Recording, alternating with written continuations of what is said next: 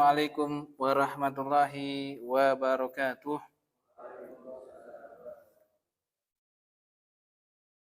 Alhamdulillah hamdan katsiran tayyiban mubarakan fi kama yuhibbuhullahu wa yardah. Asyhadu an la ilaha illallah wahdahu la syarika lah wa asyhadu anna Muhammadan abduhu wa rasuluh. Qala Allahu jalla wa ala fi kitabihil karim, ya ayyuhalladzina amanu taqullaha wa qulu qawlan sadida yuslih lakum a'malakum wa yaghfir lakum dzunubakum wa may yuti'illaha wa rasulahu faqad faza fawzan 'azima. Amma ba'd. Para jamaah rahimani wa rahimakumullahu jami'an, tidak terasa bahwasanya kita berada di hari yang ke-24 di bulan suci Ramadan, yang tidak terasa pula beberapa hari ke depan kita semua akan berpisah dengan bulan yang mulia ini, berpisah dengan bulan suci Ramadan yang sejatinya ketika seseorang semakin mendekat garis finish, hendaknya dia lebih bersemangat untuk menyongsong sisa-sisa hari ketika berpisah dengan bulan suci Ramadan tersebut. Ibarat dikatakan oleh mereka para ulama, Ibnu Rajab Al-Hambali menyatakan, bagaikan ataupun ibarat seorang muslim ketika dia akan berpisah dengan bulan suci Ramadan, ini diibaratkan seperti kuda pacuan. Kuda pacuan ini memiliki karakter yang sangat unik. Semakin dia mendekati garis finish, maka dia semakin mengencangkan langkahnya untuk tertuju kepada garis finish tersebut. Yang mana kuda pacuan ini tidak ingin tersaingi dengan rivalnya, dengan kuda-kuda yang lainnya. Maka sejatinya mereka orang-orang yang beriman ketika mendekat ataupun semakin berpisah dengan bulan suci Ramadan, maka ini lebih bersemangat lagi. Karena amalan itu tergantung pada akhirnya. Sebagaimana dengan sabda Nabi SAW menyatakan, innamal a'malu bikhawatim. Sesungguhnya amalan-amalan itu tergantung pada akhirnya.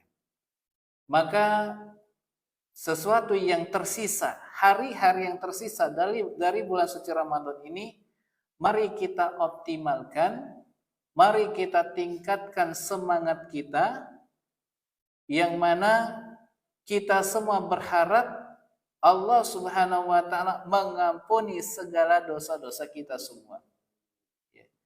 Yang mana datang dalam sebuah hadis, Nabi SAW menyatakan, man qama lailatul qadri imanan wahtisaban ghufira lahu ma taqaddama min dzanbi.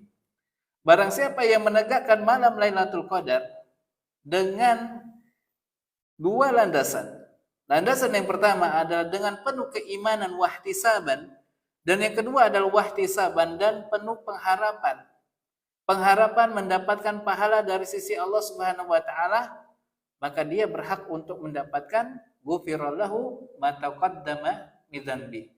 Maka Allah Subhanahu wa taala akan mengampuni segala dosa-dosanya. Oleh sebab itu, ma'asyiral muslimin, para jamaah rahimani wa rahimakumullahu jami'an, maka kalau kita melihat sebab ataupun asbabun nuzul turunnya firman Allah Subhanahu wa taala dalam surat Al-Qadar, yang Allah Subhanahu wa taala menyatakan, inna anzalnahu fi lailatul qadar wa ma adraka ma lailatul qadar lailatul qadri khairun min alfi syahr. Maka ayat ini berkaitan dengan kisah Israiliyat. Maka di sini bayangkan yang mana kisah Israiliyat ada dari kalangan Bani Israel dahulu kala, dirinya selama 80 tahun tidak putus dalam melakukan ibadah.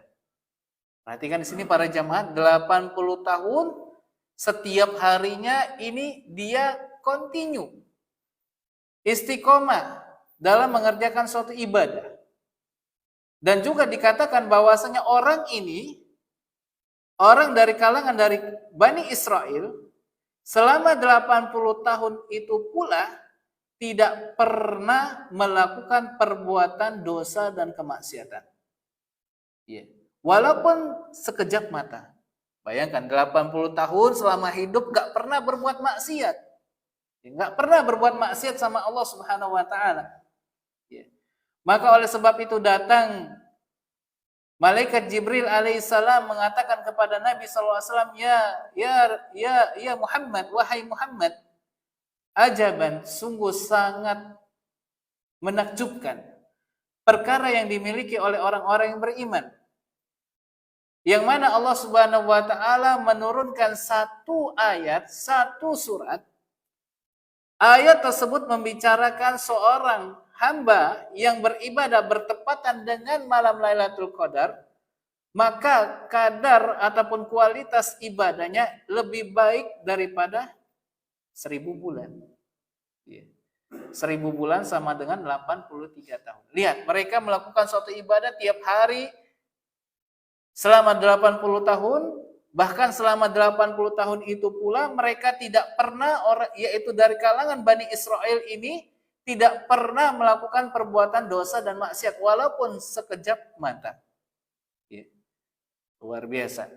Maka ini merupakan kekhususan umat Nabi Muhammad SAW yang Allah Subhanahu wa taala memberikan kepada umat Nabi saja, Nabi Muhammad SAW, dan tidak diberikan kepada yang lainnya. Maka perjuangan itu masih tersisa 5 ataupun 6 hari lagi. Maka ma'asyiral muslimin, semakin dekat dengan garis finish, maka kita tingkatkan semangat. Demikian juga kita fokus dalam rangka untuk mendapatkan ampunan dari Allah Subhanahu wa taala. Kemudian yang kedua, kita kembali melanjutkan pembahasan yang terakhir, perjumpaan dari apa yang kita bahas, al-mal fil Qur'anil Karim. Al-Quran berbicara tentang harta, yang kita mengambil khulasah, mengambil ringkasan dari kitab al-mal fil Qur'anil Karim. Al-Quran berbicara tentang harta. Maka dan juga pada perjumpaan yang terakhir ini kita akan sedikit menyinggung tentang permasalahan bagian dari harta kita berupa zakat.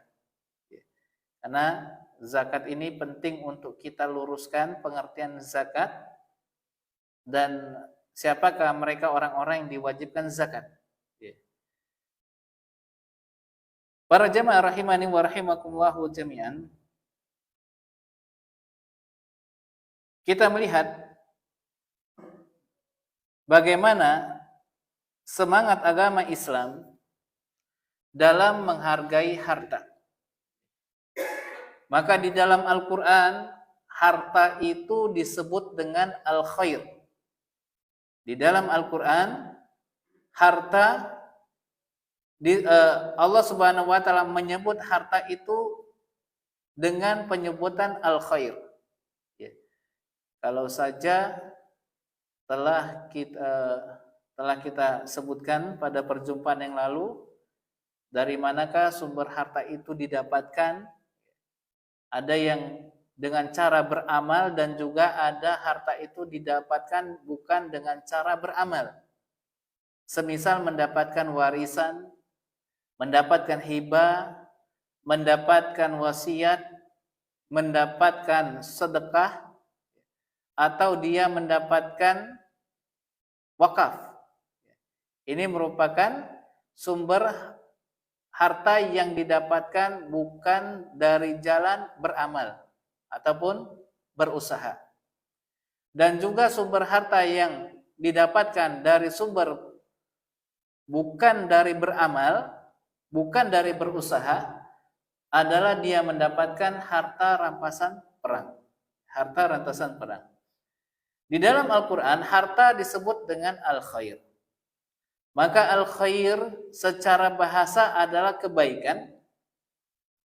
Dan ada beberapa ayat di dalam Al-Quran menyebut harta dengan sebutan al-khair. Di antaranya, Allah Subhanahu wa taala sebutkan di dalam surat Al-Adiyat ayat yang ke-8. Kata Allah Subhanahu wa taala menyatakan wa innahu lihubbil khairi lasyadid. Manusia itu terhadap harta. Di sini Allah menyebutkan bukan mal tapi lil khair. Wa innahu lihubbil khairi lasyadid. Manusia itu terhadap harta sangatlah rakus, sangatlah tamak.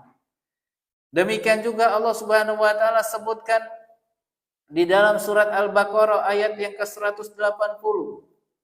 Kata Allah Subhanahu wa taala menyatakan kutiba alaikum idza hadara ahadukumul maut in tarakal khairan al-wasiyatu lil walidaini wal aqrabina bil ma'ruf. Diwajibkan kepada kalian apabila salah seorang di antara kalian, yaitu datang tanda maut akan menjelang, yaitu maut akan datang kepada dirinya, jika dia meninggalkan tarakal khairan. Maka di sini Allah Subhanahu wa taala menyatakan wa in tarakal khairan, apabila dia meninggalkan al khair, harta yang banyak, agar berwasiat untuk ibu dan bapaknya dan karib kerabatnya secara ma'ruf, secara baik. Maka berkata Al-Imam Ibnu Abdul Bar rahimallahu ta'ala, beliau menyatakan wal khairu hahuna al-mal la khilafu baina ahlil ilmi fi dzalik. Maka al-khair yang disebutkan dua ayat ini, maka yang dimaksud adalah al-mal, adalah harta, ya. Maka tidak ada khilaf dari kalangan mereka ahlul ilmi ketika menafsirkan ayat ini. Kenapa disebut dengan al-khair? Maka di sini timbul sebuah pertanyaan, kenapa disebut dengan al-khair? Maka khair itu artinya baik. Maka lawan dari khair adalah syarr, sesuatu yang buruk. Sehingga jangan sampai karena salah dalam menggunakan al-khair berubah menjadi asyarr. Maka atau dengan kata lain, maka jangan sampai karena salah dalam menggunakan harta, kebaikan yang harta itu hukum asalnya adalah suatu kebaikan, banyaknya kebaikan, maka berubah menjadi asyarr, sesuatu yang buruk. Maka para jamaah rahimani wa rahimakumullahu jami'an, maka jadikanlah harta yang kita miliki itu kita menjadi mulia. Jangan dengan sebab harta yang kita miliki kita menjadi hina. Bagaimanakah cara dengan harta yang kita miliki itu kita menjadi mulia, bukan menjadi hina, seorang yang hina dina. Kemudian yang kedua, disebutkan dalam Al-Quran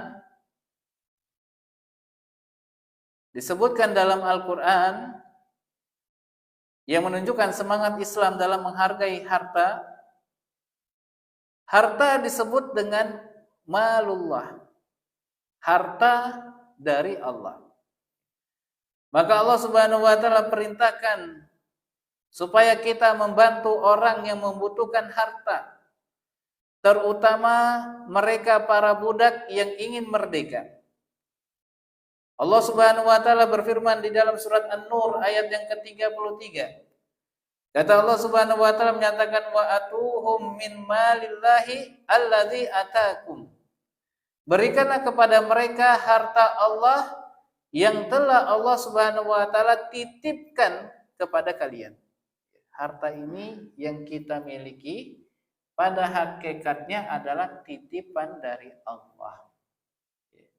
Kita ini semua di dunia ini hanya hak pakai, bukan hak milik.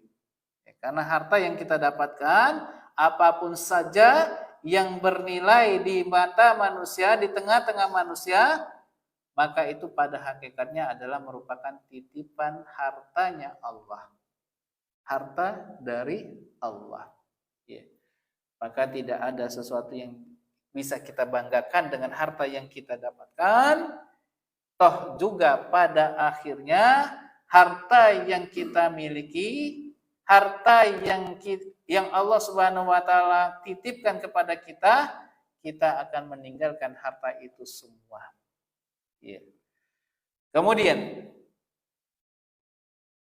bagaimana semangat Islam dalam menghargai harta? Yang ketiga adalah orang yang bodoh menurut Al-Qur'an adalah mereka yang tidak bisa menggunakan harta dengan benar. Ini hakikat orang yang bodoh. Apa itu? Mereka yang tidak bisa menggunakan harta dengan benar. Maka Allah Subhanahu wa taala melarang kita memberikan harta kepada orang yang bodoh, meskipun itu miliknya.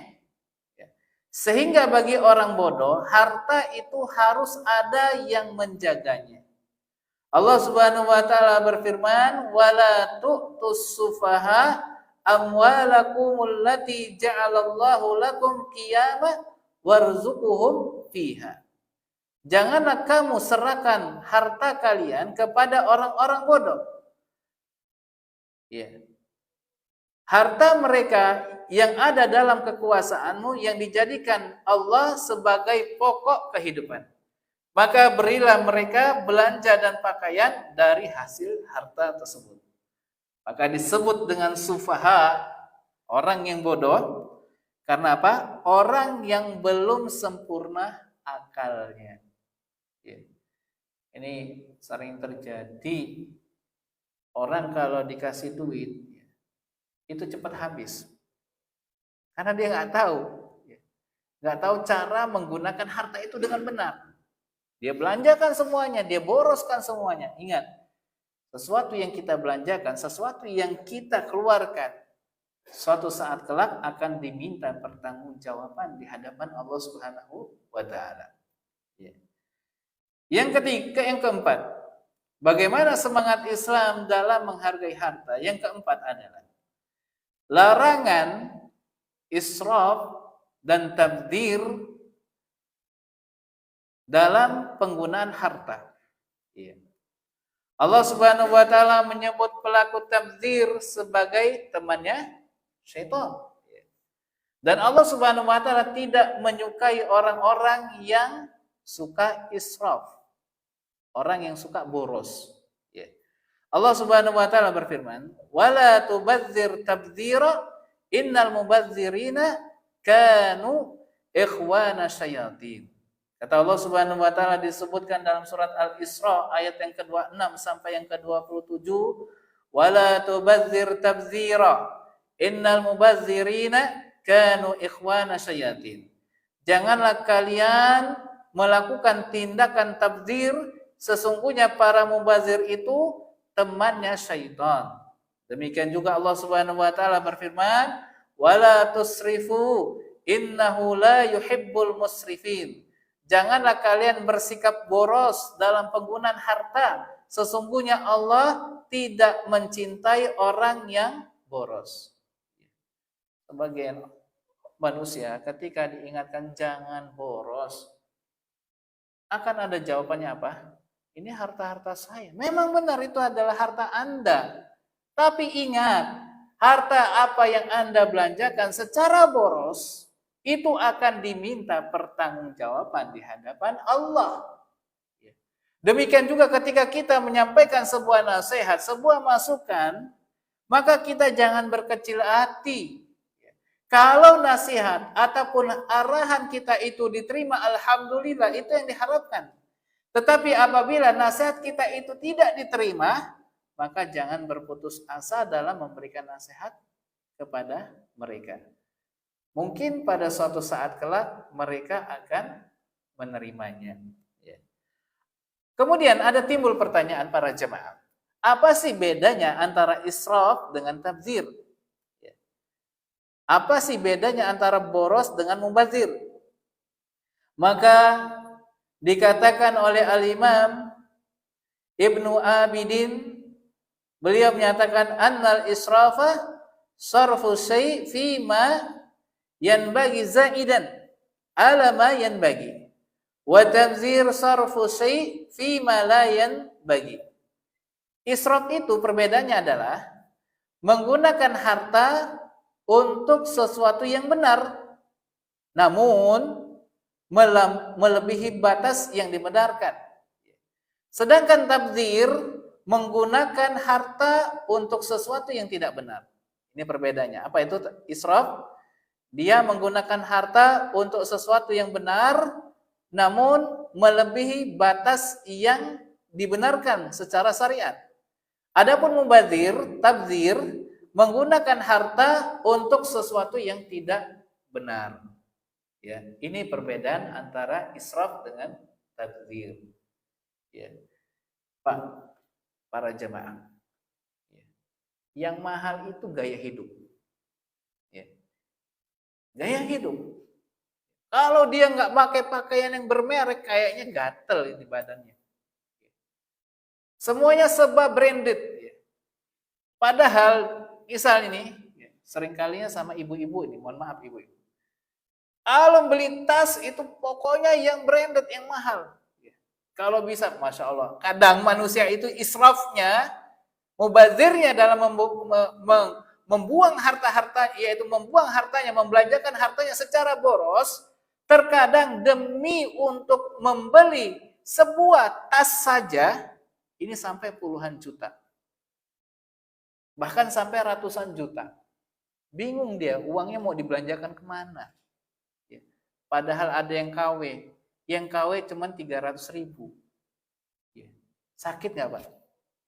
Harta, tas ratusan juta, seharga 120 juta, ada yang KW, buatan Tanah Abang. Ya. Cuman 300.000. Mirip plek. Ya. Kenapa? Itu mah KW. Ya. Ini yang asli 120 juta. Apa yang menyebabkan itu semua para jemaah? Gaya hidup. Ini mahal, gengsinya ini yang mahal. Ya. Maka demikian juga ketika kita makan hidangan yang berlebihan, itu pun israf. Ya. Makan yang berlebihan itu pun israf. Ini para jamaah, terkadang di bulan Ramadan ini borosnya luar biasa kita. Sudah ada gorengan, sudah ada es, ya, sudah ada lagi nasi padang, ya. Sudah ada apa lagi? Yang dia makan cuman apa? Gorengan, ya, cuko, ya. Dia makan itu. Lebihnya apa? Terkadang sampai basi, terkadang dibuang berlimpah-limpah. Ini israf. Ingat, tindakan kita boros itu juga akan diminta pertanggungjawaban di hadapan Allah Subhanahu wa taala. Sementara ketika Anda menggunakan harta untuk maksiat, itu tabdzir. Anda makan dengan berlebihan, itu israf. Demikian juga sementara ketika Anda menggunakan harta untuk bermaksiat, itu namanya tabdzir, mubazir. Yaitu makanya Allah Subhanahu wa taala menyatakan di dalam surat Al-An'am, ya. Demikian juga dalam surat Al-Isra ayat yang ke-26 sampai yang ke-27 yang telah kita sebutkan, Allah Subhanahu wa taala menyatakan wala tubadzir tabdzira innal mubadzirina kanu ikhwana syayatin. Janganlah kalian melakukan tindakan tabdzir, sesungguhnya para mubazir itu temannya syaitan. Ya. Yang kelima, syariat Islam sangat menghargai harta dengan alasan yang kelima adalah penggunaan harta akan dihisab. Rasulullah Sallallahu Alaihi Wasallam juga mengingatkan bahwasanya harta akan dihisab. Tidak hanya dihisab untuk bagaimana cara mendapatkannya, tetapi juga dihisab terkait bagaimana cara penggunaannya. Yang dihisab itu bukan apa? Bukan hanya bagaimana cara mendapatkannya, tetapi bagaimana cara membelanjakannya pun itu akan ditanya. Ya. Maka kaum muslimin, apakah bisa menjamin harta yang kita dapatkan itu dari cara yang halal? Tapi itu belum cukup. Ada tugas yang kedua, yaitu bagaimana menggunakan harta itu untuk sesuatu yang benar. Untuk sesuatu yang benar.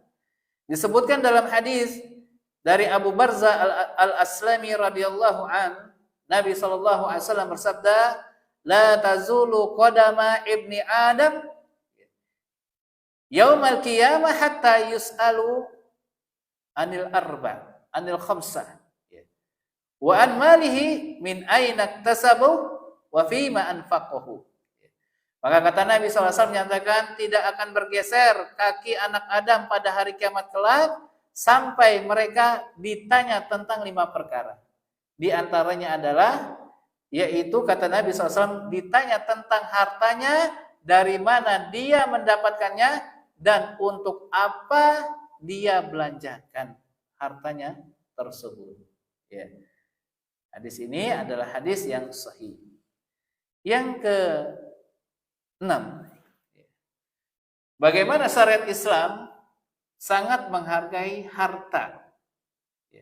Alasan yang ke-6 adalah jadikan harta yang kita miliki, kita gunakan, maksimalkan untuk mendukung dakwah. Ini Pak, mendukung dakwah.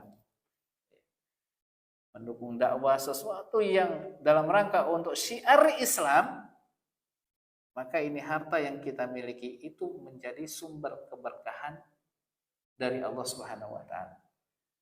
Mungkin kalau kita ditanya apa sih berkah itu? Berkah itu adalah, kata Al-Imam Ibnu Katsir rahimahullahu taala, adalah kasirul khair minar rahman. Berkah itu adalah banyaknya kebaikan yang Allah Subhanahu wa taala berikan kepada hamba-hambanya.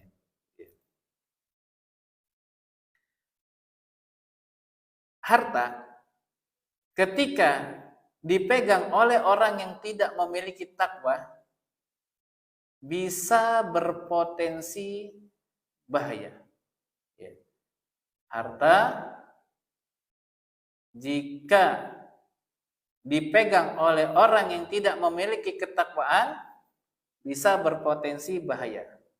Oleh sebab itu, beliau Nabi SAW menyarankan siapa saja yang siap kaya harus siap bertakwa.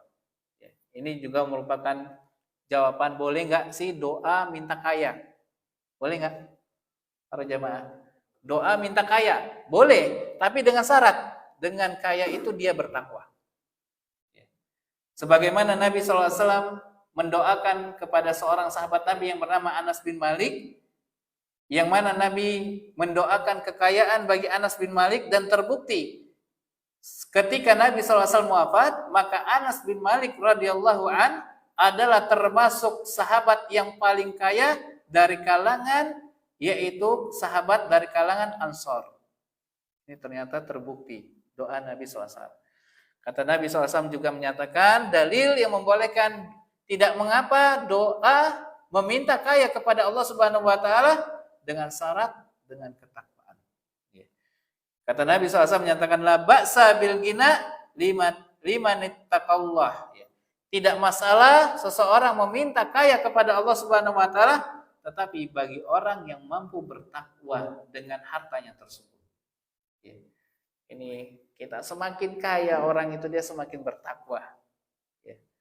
Ingat para jamaah, ada suatu kaidah yang baik, pepatah yang disebutkan oleh mereka para ulama menyatakan kullu ni'matin la taqarrubuka ilallah fahiya baliyatun.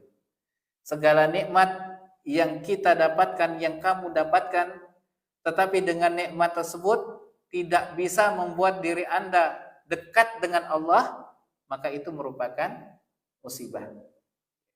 Segala nikmat yang kita dapatkan, tetapi dengan nikmat tersebut tidak bisa membuat diri kita semakin taat, semakin dekat kepada Allah Subhanahu wa taala, maka itu merupakan musibah.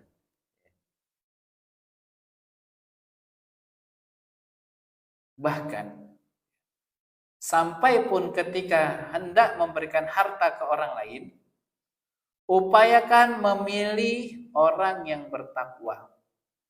Ya. Memilih orang yang bertakwa. Ini demikian juga zakat. Zakat mal. Ya. Zakat fitrah ataupun zakat mal. Ini berarti zakat itu yang diberikan kepada amil merupakan titipan. Seorang amil maka wajib dia bersikap amanah. Maka kata para ulama, harta zakat itu tidak sah diberikan, atau dengan kata lain tidak boleh zakat, harta zakat, apakah itu zakat mal ataukah itu zakat fitrah, tidak boleh diberikan kepada orang yang enggak sholat. Ini Pak, tugas amil berat. Ketika memberikan ini penting untuk mensurvei bagaimana sholatnya. Tanya, ya apalagi sebentar lagi ini timbul, tiba-tiba pakai peci, tiba-tiba pakai baju koko, ya pindah dari masjid yang satu dengan masjid yang lainnya, sehingga numpuk dia. Ya, ditanya puasa, ya karena apa? Mau dikasih zakat, iya atau iya? Iya, ya. Tahunya kita mendapati, tadi barusan saya ngeliat bapak ini di sini deh. Kok pindah lagi ke masjid ini, Masya Allah. Padahal masih banyak yang lainnya belum mendapatkan. Ya. Masya Allah, ini hati-hati. Ya. Hati-hati ketika kita memberikan zakat mal kita, ini tugas ataupun tugas dari orang yang memberikan zakat ataupun amil zakat yang diserahkan, ini tidak mengapa untuk bertanya. Kenapa? Ini amanah. Maka kata para ulama apa? Tidak sah memberikan harta zakat kepada orang yang tidak sholat. Ya. Kita tanya, sholatnya kamu? Sholat. Ya sudah, urusan dia bohong atau enggak bohong itu terserah. Itu bukan tugas kita untuk mengorek hatinya. Ya. Yang penting kita zahirnya kita melihat, Masya Allah, kita tidak menghukumi secara batinnya. Sholat saya Pak, Masya Allah, saya sholat, saya rajin 5 waktu. Padahal kita melihat sholat Jumat masih nongkrong dia. Ya. Ada yang Masya Allah, sebagian yang lain, ya, ternyata itu menjadikan sebagai profesinya. Ya, kalau saya melihat di depan MBK pakai modus dia, pakai gerobak. Ya, ternyata juga ada penyewaannya juga para jemaah. Ada sewa gerobak ini, profesi ya. Sampai apa? Sampai di depan pura-pura sakit ya. Untuk menimbulkan ibah. Dikasih air, nggak mau dia. Maunya apa? Duit. Iya. Iya. Ini hati-hati. Tidak boleh kita dalam membelanjakan harta, memberikan harta kepada orang lain, cari, pilih orang yang bertakwa. Iya. Pilih orang yang bertakwa. Kata Nabi SAW menyatakan, la tusahib illa mu'minan, wa la yakul ta'amaka illa taqiyun. Jangan mengambil teman dekat kecuali orang yang beriman, dan jangan makan makananmu kecuali dari orang yang bertakwa. Menerima makanan pun dari orang yang bertakwa. Kenapa? Beda para jamaah. Kalau kita mendapatkan hidangan dari orang yang bertakwa, orang yang soleh, itu nikmat luar biasa, walaupun sama-sama ikan asin. Apa bedanya? Karena keberkahannya tersebut. Ya, ini yang penting untuk kita memahami secara bersama. Kemudian para jamaah rahimani wa rahimakumullah jami'an. Pembahasan yang berikutnya yang akan kita sampaikan adalah tentang risalah zakat. Tentang risalah zakat. Ya. Sebelum kita masuk sekitar 10 menit, ada yang ingin ditanyakan tentang masalah harta sebelum kita masuk pembahasan zakat? Ada? Tentang harta? Kalau tidak ada, kita lanjutkan. Ini disiapkan imannya, disiapkan fokus dalam menerima ilmu. Jangan sampai jasad kita hadir, tapi ruh kita ini sudah safar. Ya. Pikiran sudah melayang-layang dia. Karena ini saya lihat wajah-wajah ikut itikaf ini tadi malam. Ngantuk, nggak salah. Pol ngantuknya tenan ya. Ini dia. Kita masuk pada pembahasan zakat. Zakat secara bahasa adalah bermakna nama ya, atau berkembang. Dan juga secara bahasa zakat itu adalah ziyadah, sesuatu yang bertambah, atau bermakna tazkiyah, sesuatu yang sebagai pensucian. Ya. Adapun menurut istilah adalah zakat itu menurut istilah adalah ibadah kepada Allah dengan mengeluarkan apa yang telah disyariatkan dalam agama Islam berupa bagian yang wajib dari harta tertentu dan diberikan kepada kelompok tertentu pula. Ini definisi zakat secara istilah. Hukum zakat. Zakat adalah salah satu rukun Islam. Ya. Yang disebutkan di dalam Al-Quran ataupun di dalam hadis. Allah Subhanahu wa taala menyebutkan tentang zakat di dalam Al-Quran ada 80 tempat. Ya. Allah Subhanahu wa taala menyebutkan tentang zakat di dalam Al-Quranul Karim ada 80 tempat. Ya. Hukum bagi mereka pengingkar zakat, maka sepakat para ulama, orang yang mengingkari zakat padahal dia wajib zakat, maka dia dihukumi orang yang telah keluar dari agama Islam. Dia wajib zakat, dia punya harta zakat, tapi dia mengatakan zakat itu nggak wajib. Kenapa? Termasuk rukun Islam. Maka barang siapa yang mengingkari zakat, tentang adanya zakat, maka dia telah keluar dari agama Islam. Kemudian, apakah manfaat dan faedah zakat? Yang pertama, sebagai pelaksanaan perintah Allah dan Rasul-Nya. Yang kedua, bahwasanya faedah dan keutamaan zakat, manfaat zakat adalah hal tersebut sebagai bukti kejujuran iman seseorang. Bukti kejujuran iman seseorang. Yang ketiga, sebagai bentuk syukur nikmat kepada Allah. Kalau kita bersyukur kepada Allah, keluarkan zakatnya. Jangan kita tahan zakat kita. Ini ada suatu hal yang perlu disampaikan kepada para jamaah. Terkadang mereka ini kepada manusia seringkalinya kalau menghitung zakat, seringkalinya adalah yang wajibnya saja. Misal, dia hitung harta zakatnya. Berapa misalnya 100 juta. 100 juta dari 2,5% berapa? 2,5 juta. Ya. 2,5 juta ini adalah sesuatu yang wajib dikeluarkan. Boleh nggak kalau saya kasih 3 juta? Boleh. Kenapa? 2,5 yang wajib, 3 juta itu bernilai sedekah. Ya. Ini terkadang, Masya Allah, terkadang orang ngitung zakat, sekian ketemunya Ustaz, 2.355.000,077.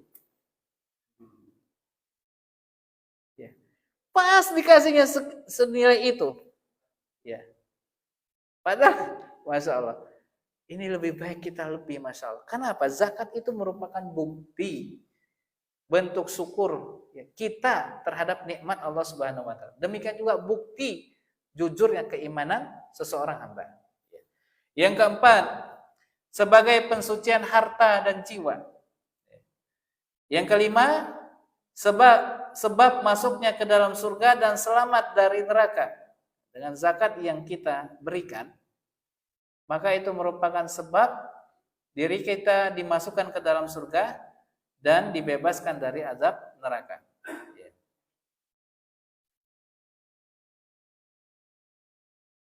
Syarat pezakat. Maka di sini kita masuk pada poin syarat pezakat. Yang pertama adalah merdeka, bukan seorang budak. Muslim. Yang kedua adalah seorang muslim.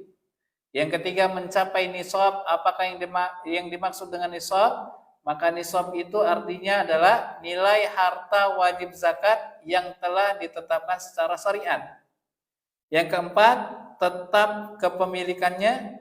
Yang kelima, telah mencukupi 1 tahun atau telah mencukupi haulnya. Hitungan tahun Hijriyah. Ini banyak orang keliru penghitungannya dengan Masehi. Padahal hitungannya adalah dengan hitungan Hijriyah. Harta apa saja Kak yang wajib dikeluarkan zakatnya? Yang pertama, emas. Yang kedua adalah perak. Yang ketiga adalah barang perniagaan. Yang keempat hewan ternak. Yang kelima adalah hasil bumi. Ingat Pak, ini banyak yang keliru. Rumah yang kita tempati ini tidak ada zakatnya. Kendaraan yang kita miliki itu tidak ada zakatnya. Tanah yang kita miliki itu tidak ada zakatnya, kecuali rumah yang kita tempati itu dijadikan sebagai sewa menyewa. Misalnya dia punya kontrakan. Maka ini dia mengeluarkan zakatnya kalau telah mencapai nisab dan genap haulnya 1 tahun. Yang berikutnya, ada sebuah catatan di sini, harta anak kecil dan orang gila, harta orang gila tetap wajib dikeluarkan zakatnya jika terpenuhi syarat-syarat wajib zakat. Misal, anak kecil ini ditinggal orang tuanya, dapat warisan dia banyak. Ternyata warisan orang tuanya itu 200 juta. 200 juta ini berarti dia ada nisabnya tidak? Ada. Dia simpan selama 1 tahun harta orang kecil yang diserahkan hartanya ini kepada orang yang mampu untuk mengurus harta anak yatim tersebut. Kemudian ketika dia simpan masih tetap harganya 200 juta atau dia berkurang menjadi 100 juta, dari 100 juta itu hanya dikeluarkan 2,5%-nya. Ada juga contoh yang kedua, harta orang gila. Dia gila tapi kaya. Gimana nih gila tapi kaya? Maka ini wajib mengeluarkan zakat. Ternyata orang gila itu miliuner dia. Hartanya 10 miliar. Ya berarti 10 miliar zakatnya berapa? 250 juta. 2,5%-nya. Ya. Ini. 250 juta. Waduh, mendingan saya puterin lagi nih uang 250 juta. Dapat usaha lagi ini. Ini. Dia simpan selama 1 tahun, maka dia keluarkan zakatnya. Ya, walaupun dia orang gila. Dia orang gila, tapi nggak punya harta, ya udah, apa yang mau dizakatin? Ini lain perkara. Kemudian zakat piutang tetap wajib dikeluarkan zakatnya jika peminjam mampu mengembalikannya. Ya. Dia punya utang piutang, asetnya utang. Ya. Ini dia wajib mengeluarkan jika dengan syarat jika mampu mengembalikan utang piutang tersebut. Ya. Asetnya banyak tapi dalam bentuk utang ini gimana ini? Ya. Misal aset barangnya misalnya dia punya bahan bangunan. Ya. Nilai asetnya itu barang yang ada itu dia simpan selama 1 tahun ternyata 1 miliar. Tapi hutang semua. Dia karena dia ingin membayar zakatnya, tetap mengeluarkan zakatnya, apakah boleh? Boleh. Dengan syarat mampu untuk mengembalikan utang piutangnya tersebut. Kemudian yang ketiga, penghutang yang memiliki harta yang telah terpenuhi syarat wajib zakat, tetap wajib mengeluarkannya. tetap wajib mengeluarkannya. Yang keempat, harta wajib zakat yang tidak dapat dikeluarkan karena terbakar atau hilang atau sebab yang lainnya karena kelalaian ataupun keteledoran si pemilik, maka tetap wajib dikeluarkan zakatnya kalau telah mencapai nisab dan genap haulnya. Ya. Ini dia. Maka perhitungan zakat emas itu adalah 20 miskol. 1 miskol sama dengan 4,25 gram. 4,25 gram dikali 20. Berarti 85 gram. 85 gram dikeluarkan 2,5%. Ada timbul pertanyaan, bagaimana dengan perhiasan yang kita pakai?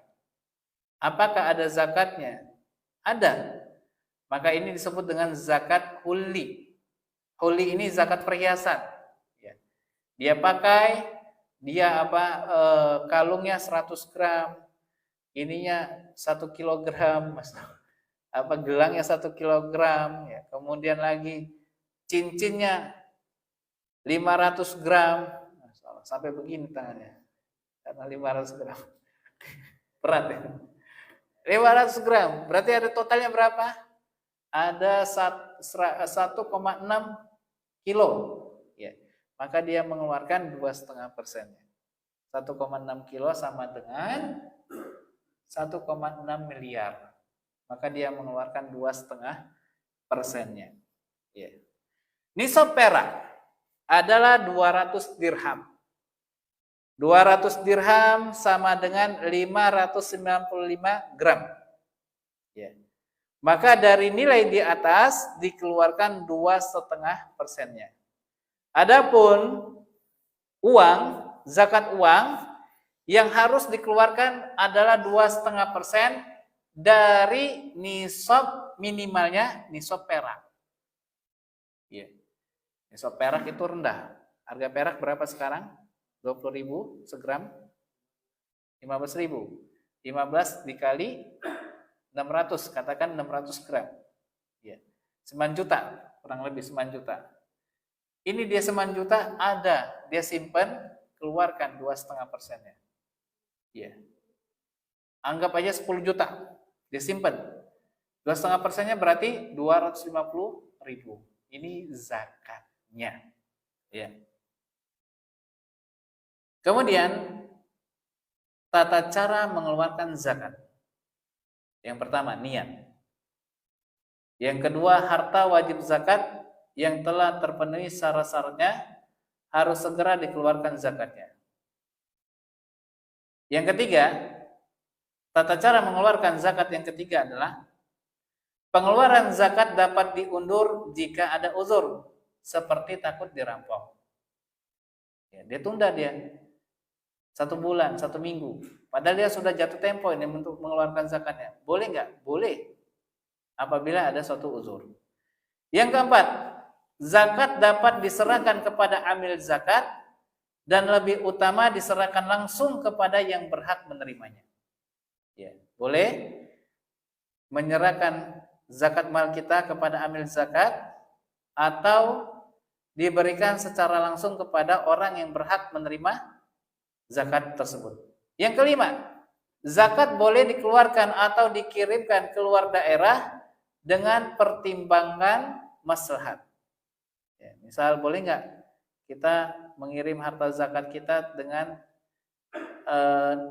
daerah tetangga.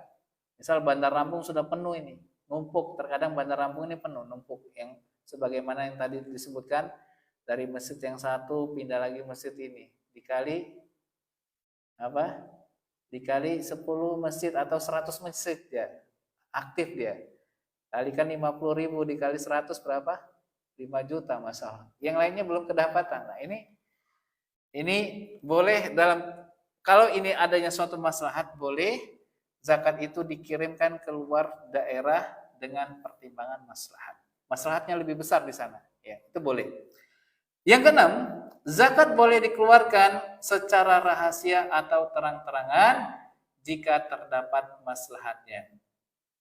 Yang ketujuh, zakat dapat dikeluarkan untuk lebih dari 1 tahun sekaligus jika terpenuhi syarat wajib zakat.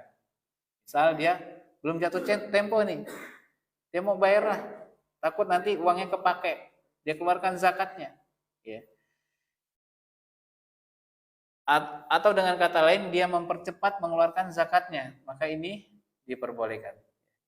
Yang ketujuh, zakat dapat dikeluarkan untuk lebih dari 1 tahun sekaligus, ya, jika terpenuhi syarat wajib zakat. Yang kedelapan, disyariatkan berdoa saat serah terima zakat. Maka disebutkan dalam sebuah atsar, Abdullah bin Abi Aufa berkata, dahulu Nabi SAW jika kedatangan manusia yang membawa zakat, maka beliau Nabi SAW berdoa, Allahumma sholli alaihim. Ya Allah, berikanlah ampunan dan kebaikan kepada mereka. Ini doa zakat, nggak panjang Pak. Panjang banget ya. Atau kadang orang nggak mau bayar zakat karena apa? Nggak tahu niatnya. Apa niatnya yang dilapaskan itu apa? Jangan. Ya, niat itu adalah amalan hati. Amalan hati. Ya. Cukup doa orang yang memberikan zakat adalah Allahumma sholli alaihim. Ya Allah, berikanlah ampunan dan kebaikan kepada mereka. Ya. Maka di sini orang yang berhak menerima zakat ada 8 asnaf, 8 golongan. Fakir. Apa sih yang dimaksud dengan fakir? Fakir itu adalah definisinya orang yang tidak memiliki penghasilan sama sekali untuk kebutuhan hidup dan tidak mampu untuk bekerja atau memiliki penghasilan yang dapat memenuhi setengah atau kurang dari kebutuhannya. Ini yang disebut dengan fakir. Definisi fakir. Miskin, definisinya adalah orang yang dapat memenuhi setengah atau lebih dari kebutuhannya, namun belum bisa mencukupi. Ya, pas-pasan. Ini orang miskin. Amil adalah petugas pengumpul ataupun penjaga dan penyalur zakat, maka mereka mendapatkan zakat senilai dengan upah kerja mereka. Ya, amil zakat, tapi jangan dipatok. Ya, bagian kami 10%. Nih. Yang keempat, mereka orang yang berhak menerima zakat adalah mu'allaf. Ya. Adalah orang yang dilunakkan hatinya baik kafir ataupun muslim. Nah, ini penting, pengertian mu'allaf itu bukan hanya orang yang dilembutkan hatinya untuk masuk Islam, tidak.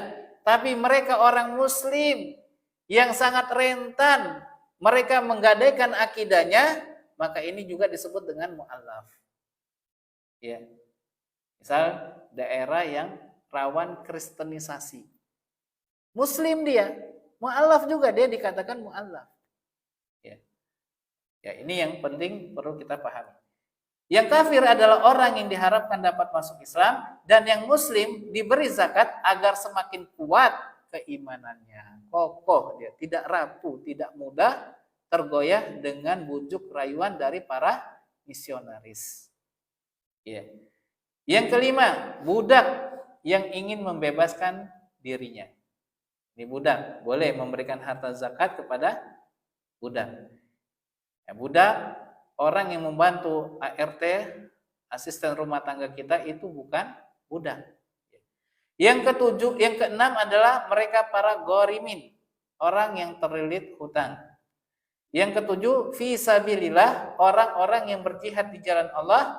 Dan yang kedelapan, Ibnu Sabil adalah seorang musafir yang kehabisan bekal perjalanan.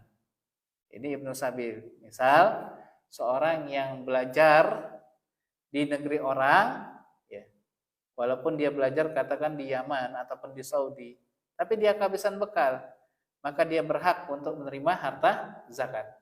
Kemudian yang terakhir, orang yang tidak berhak menerima harta zakat. Siapa saja mereka? Orang kafir dan pelaku kesyirikan. Ya. Ada tetangga kita miskin, ya. Fakir ataupun miskin dia, tapi profesinya seorang dukun. Jangan dikasih harta zakat kepada mereka. Kemudian Orang yang tidak berhak menerima zakat adalah mereka Bani Hashim, keturunan Rasulullah SAW. Ini Bani Hashim, ya. Yang ketiga, orang yang menjadi tanggungan pezakat seperti orang tua, anak dan istri. Jangan kita ngasih ke orang tua kita, "Mak, ini zakat saya ya, Mak." Padahal dia merupakan orang yang kita nafkahi. Atau kita memberikan zakat kita kepada istri kita. Ini zakat ayah ya, kepada umi ya, gitu ya. Maka ini nggak boleh. Karena apa?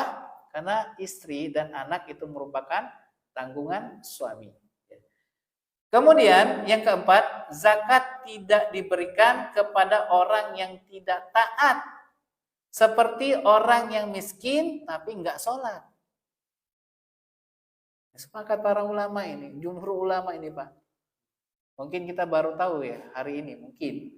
Itulah gunanya kita belajar. Ya. Maka kita ubah pola pikir yang masa lalu. Sangat penting nih Pak, kalau kita ada amil zakat ya, di masjid sini, tugas yang sangat berat. Ya. Tanya, ketika penyerahan, nggak apa-apa, tersinggung nggak tersinggung, masalah. Kenapa? Ini amanah. Ini amanah dari para muzaki. Ya.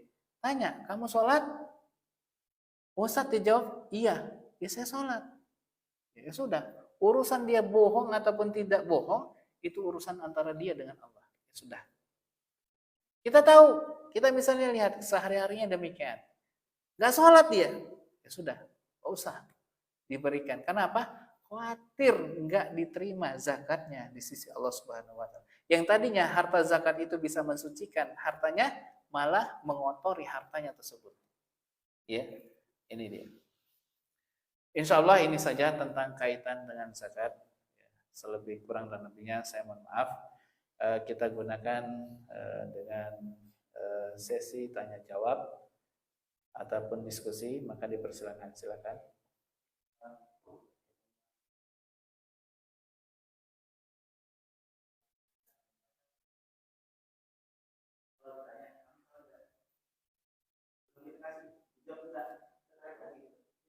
Iya, nggak apa-apa. Tersinggung dia, nanti tersinggung gimana? Ya sudah. Ya, kenapa? Lebih baik orang tersinggung daripada Allah Subhanahu Wa Taala tersinggung dengan kita. Ya Pak. Masa bodoh dia mau marah, mau musuhin kita, dibandingkan kita dimusuhi Allah Subhanahu Wa Taala. Ya. Tersinggung nih, biar dia tersinggung silakan. Ya. Itu hak Anda. Dan juga hak kami ambil zakat berhak untuk tidak memberikan kepada orang yang tidak sholat. Ini punya sikap tegas. Ya. Oh saya nggak sholat. Ya. Saya miskin.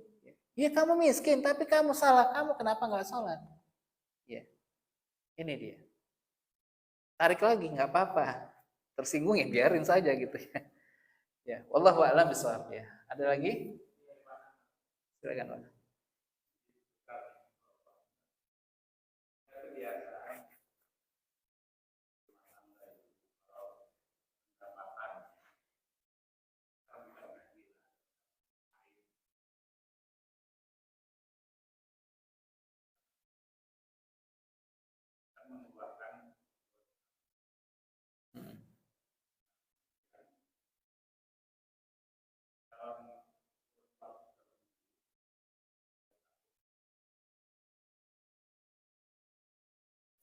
Zakat.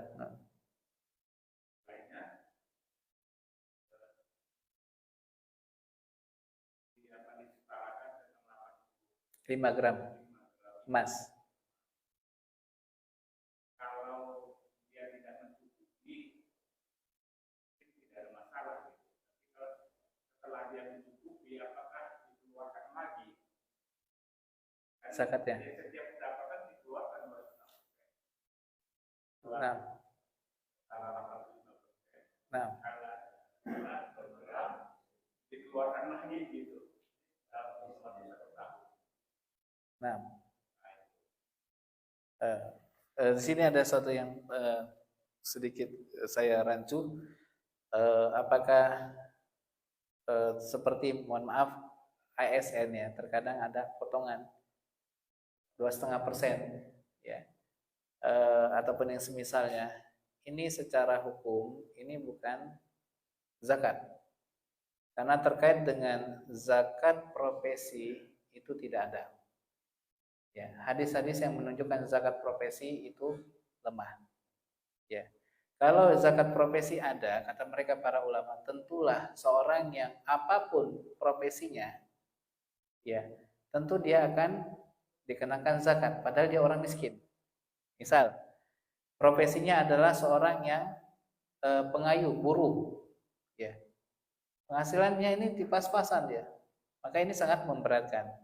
Maka ini kalau itu potongan itu yang dimaksud Bapak dipotong setiap bulannya, tapi ketika mencapai haulnya dia keluarkan lagi, maka yang pada dasarnya tiap bulan yang dikeluarkan itu bukan terhitung sebagai zakat. Gaji. Nah, ini juga di luar gaji, ya. Kalau dia pokoknya selama memenuhi dua syarat yang paling utama, mencapai nisabnya atau mencapai nisabnya. Yang kedua adalah telah genap haulnya 1 tahun. Kalau dia mencapai nisabnya minimal dengan menggunakan nisab perak. Kalau zakat uang, minimalnya dengan zakat perak.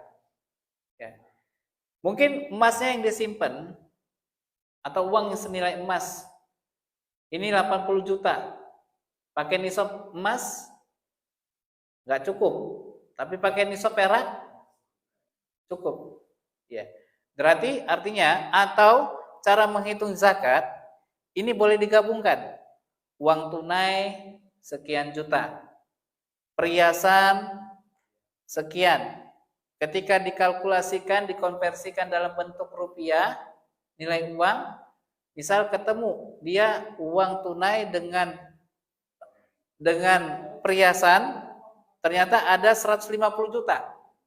Maka dari 150 juta itu dia mengeluarkan 2,5%-nya, Pak. Maka kesimpulannya apakah boleh mengeluarkan lagi? Mungkin itu yang ditanyakan, Pak. Iya. Maka pada dasarnya ya lebih baik adalah dia mengeluarkan lagi. Lebih selamat. Lebih baik. Nah, lebih berkah, Pak. Sebagaimana definisi zakat itu adalah nama sesuatu yang bertambah, ziyadah, berkembang, dan tazkiyah. Dan sebagai pensucian. Nah, Allahu a'lam bishawab. Ya. Ada lagi? Silakan. Tidak, Pak. Kendaraan yang kita miliki itu tidak ada zakatnya kecuali kendaraan itu kita bisniskan, kita rental. Ya. Jual beli juga termasuk kalau mencapai nisab dan telah genap haulnya. Nah, ini dia seperti apa? Seorang pakang mobil, penjual mobil bekas. Ini bisnis kan, perniagaan. Nah, ini ada zakatnya kalau terpenuhi padanya dua syarat tadi. Wallahu a'lam bishawab. Ya. Nisab, bagaimanakah cara menghitung nisab zakat perniagaan? Ini pertanyaan yang cukup baik. Maka intinya adalah zakat perniagaan itu sebagian ulama menyatakan itu dihitung adalah stok yang tinggal. Ya, stok yang dia tinggal. Dipotong utang piutang. Utang piutang itu kan urusan yang lain. Ternyata stoknya ini ada nih. Ketika dia untung, ternyata stoknya ini tinggal 200 juta.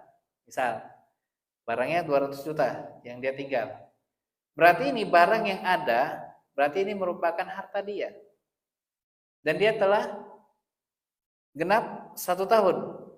Maka dia hanya mengeluarkan 2,5%-nya saja. Ya.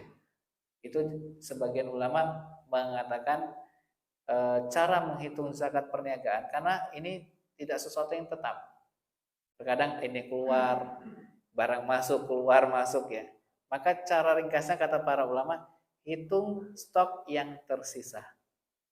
Iya, hitung stok yang tersisa. Terkadang mohon maaf para jamaah, terkadang ini kita ini sering kalinya mengakal-akali syariat. Bagaimana bagaimana zakatnya keluar tuh rendah lah, paling rendah. Ini tabiat manusia. Apa kata Allah? Innahu lihubbil khairi lasyadid. Manusia itu kalau dalam hal harta mereka sangat tamak, rakus. Ya, tapi bakhil dalam mengeluarkan zakatnya. Ya. Ya Pak, jelas insyaallah.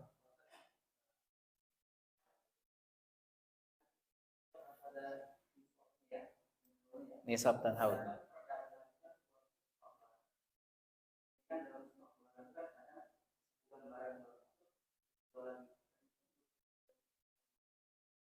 Ya itu, berarti yang dia simpan itu keluar masuk. Terakhirnya itu yang diinikan. Stoknya. Ya. Kan ada istilahnya stock of name ya, istilah orang barang itu kan berarti stoknya. Allahu a'lam. Ya, silakan Pak.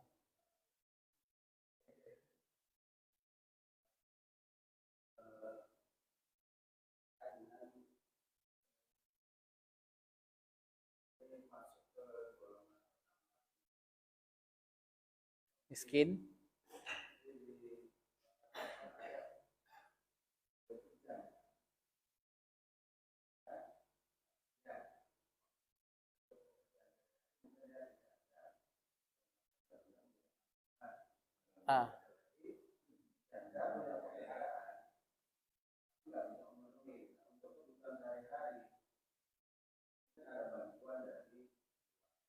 Tetangga ya.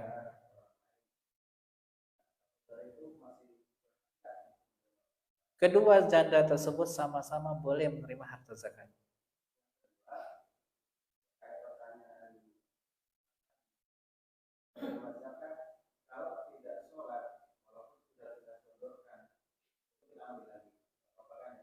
Ya. Gimana?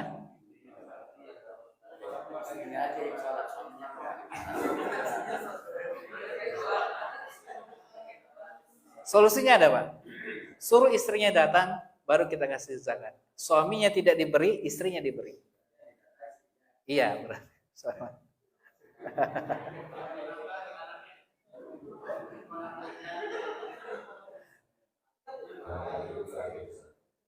Terakhir.